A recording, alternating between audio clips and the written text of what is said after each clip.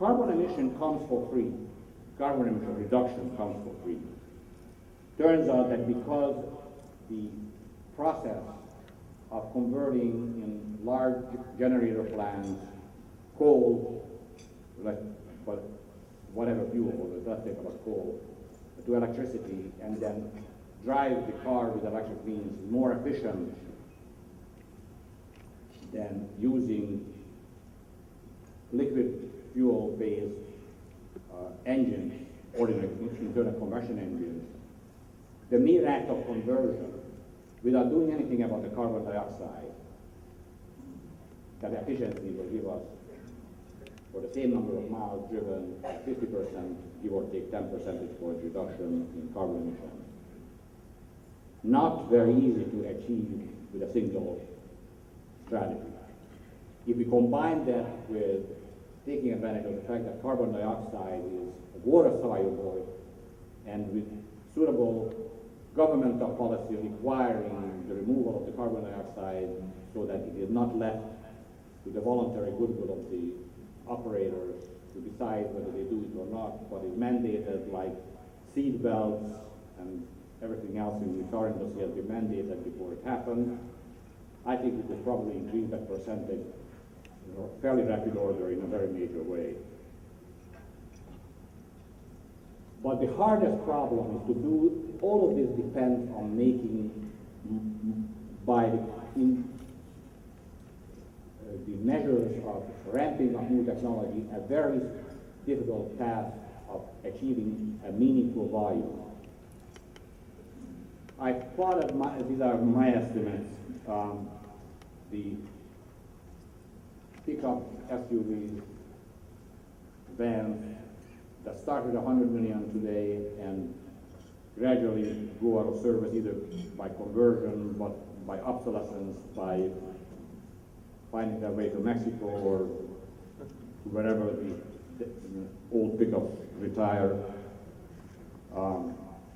and compare that ramp as time goes on with build ramp by the automobile companies that is twice as aggressive as the Prius ramp was historically. I use it as a mouthful. A pretty aggressive ramp. You do it twice as fast to get the green line, achieve a 20% penetration in 10 years from now. Not very good. We need to supplement them by looking at a major problem that faces our society and the customers and the automobile industry, making PS3s viable again by retrofitting them to the same type of capability, giving them an electric range ahead of gasoline, and by unleashing the distributed infrastructure of repair shops throughout the country and equipping them in a similar way as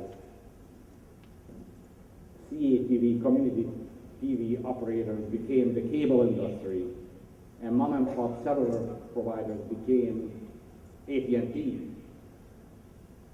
Do a nationwide development of a franchise chain with the aggregation that follows. We could add a much steeper ramp and bring that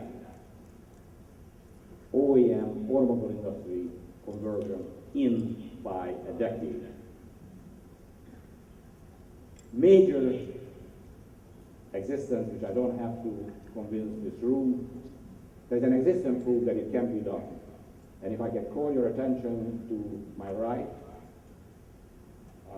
two pioneers in this industry are standing next to vehicles that they converted in different technologies. Professor Ali Ahmadi from Illinois Institute of Technology, standing next to a converted, retrofitted Ford 150, and Professor Andy Frank from UC Davis, standing next to a converted Equinox. And I would like to ask you to express your appreciation for them because they have suffered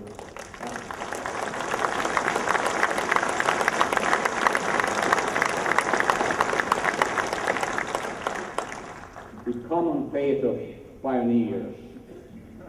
If they turned around and showed their backs, you would see them.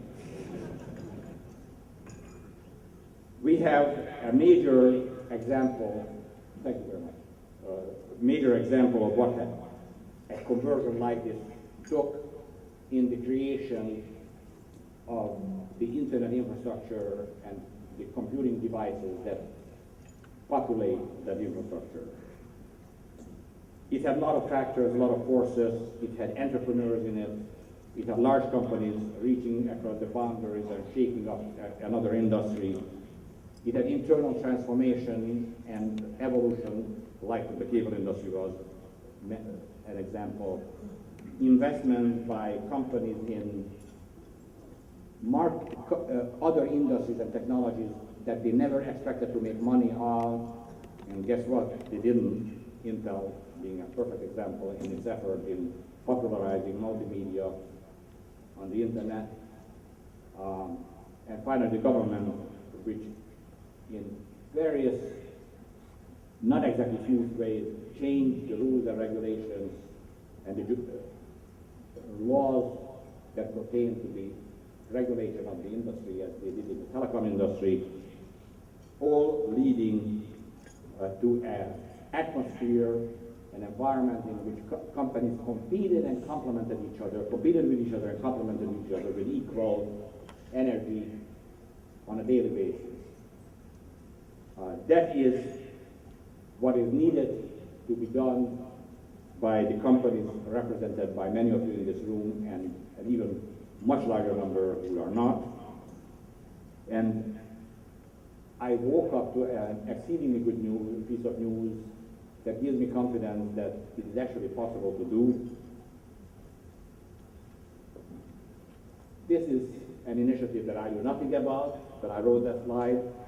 The Wall Street Journal article talking about GM teams with dozens of utilities on plug-in cars.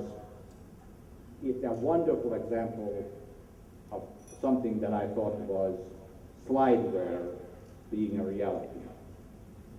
The people who did that deserve the same applause because innovation in business operation is just as difficult and just as frustrating as innovation in technology. I suspect EPRI has something to do with this. So let me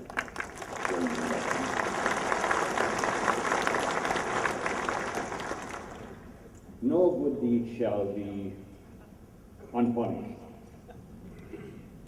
I would like to take this accomplishment, and now that you can take one step, can you walk? And propose to you a couple of dream actions. I'm looking at the president of EPRI, but I'm looking at many of you because this is going to require a lot of participants. What if you all formed an inter-industry task force with core members from the electric utility industry that is probably the largest and most well-endowed segment, so they should participate in a fairly active fashion. The auto industry, the high-tech industries, because intelligence in the grid and in the cars is going to be essential. And it's clear from our feasibility tool that academia is, in this case, ahead of the crowd, so they should be participating in it. And we should take our imaginary task force and give them a task. Come up with a plan to produce 10 million dual-fuel PSVs on the road in 4-year time, and present this plan to the President of the United States on January 21st.